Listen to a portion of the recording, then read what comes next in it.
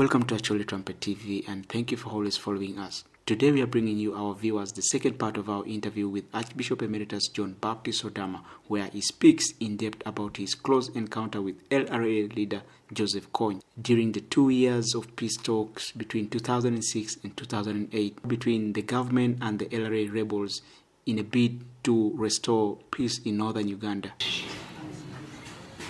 Were you scared of meeting Kony? No. The first time, if I was to be scared, it would have been the first attempt we went to see the LRA. I would have been scared.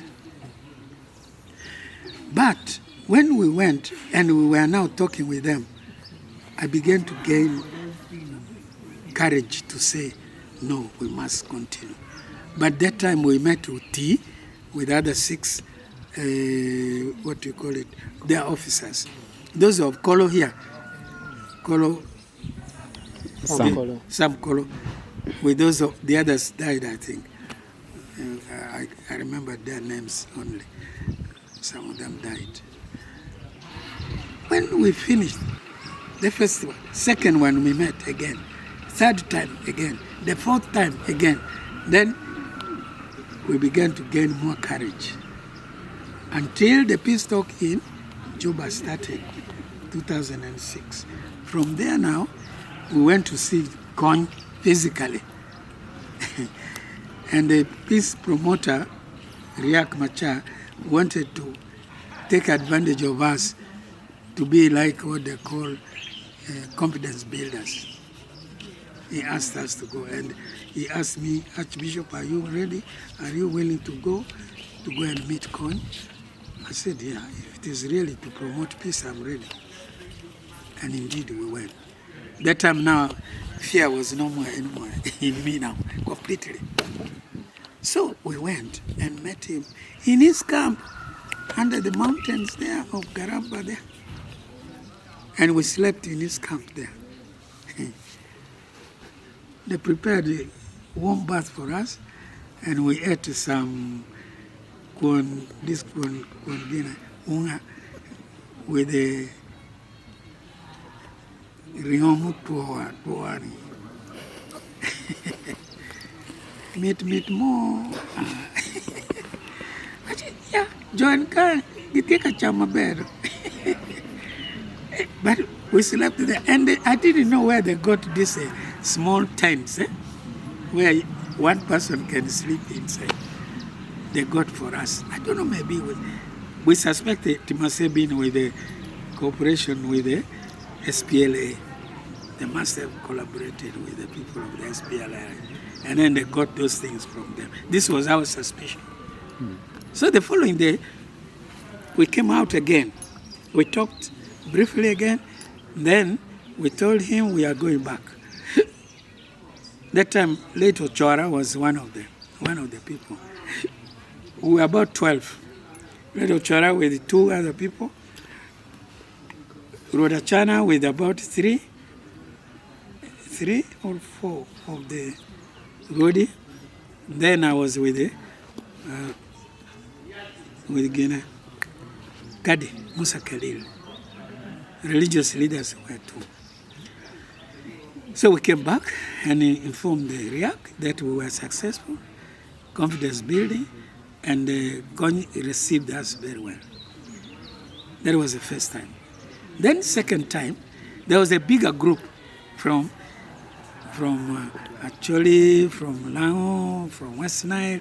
There was another group also from Bunyoro area. It was presented by the Prime Minister. A big group, Then he asked us to lead this group back to Kony. Just we came back, and then only 2 days in between, another journey back. That was the second time.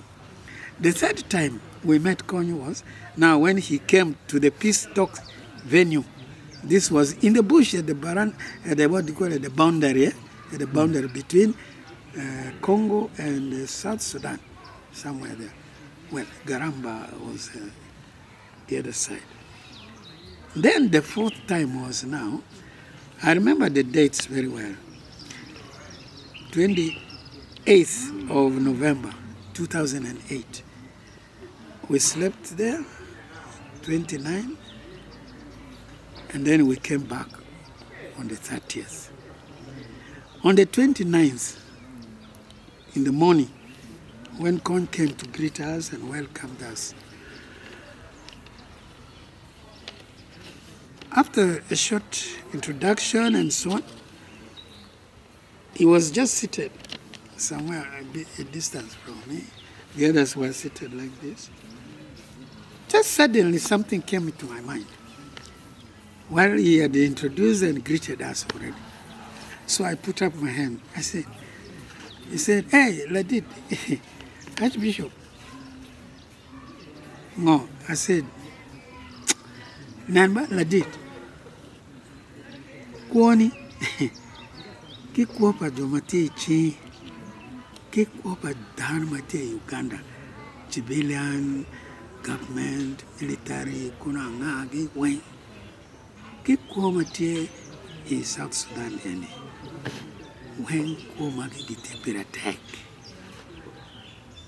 katwere, mero, wajoko, lokme lwen, mero kuomagi pe urwen.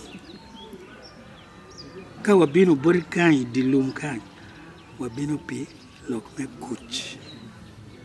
One, in kigine government, uker chingu, iwi lokma unu ye ni mero timene. Wabino pi lokere. Kony just, he was seated and was looking at me very steadily. He did not say a single word up to now. Then, when we were coming back, some people told me, said, "Hey, Archbishop, how could you talk like this to Ladid?" No, I said, the thing just came spontaneously from my heart. If I did not speak, I would not have been happy to come back. I felt that I should say those words to him. Whether he accepted them or not is not my problem, but I spoke them. That is how far I could go. In that statement, you can see where my mind and the whole of my life is orientating to. For peace. Your Grace, you mentioned that when you spoke about peace to dialogue to Kony, he never replied you, but you had earlier met the president. Was he pleased that you and your team pushed them into issues of dialogue? This was on the first time we went to meet them. This was in July. The last one we went and met them in November.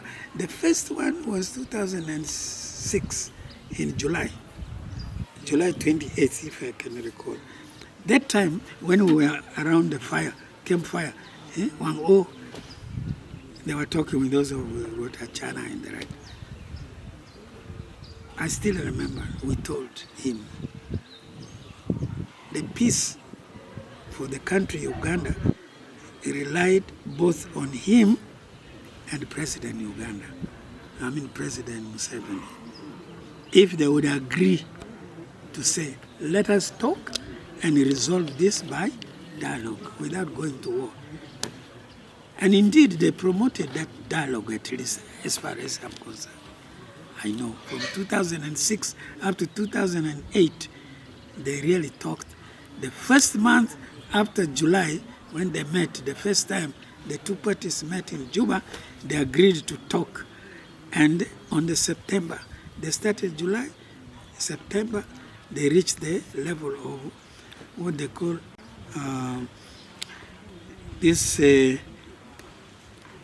there is a terminology, ceasefire, they did. Agenda number one, ceasing of hostilities. Yes, ceasing of hostilities, yes. They reached. And from there, at a certain moment, they were a bit wavering. But luckily, as our group of actually religious leaders was there, we get to encourage them, both the side of the government and the LRA.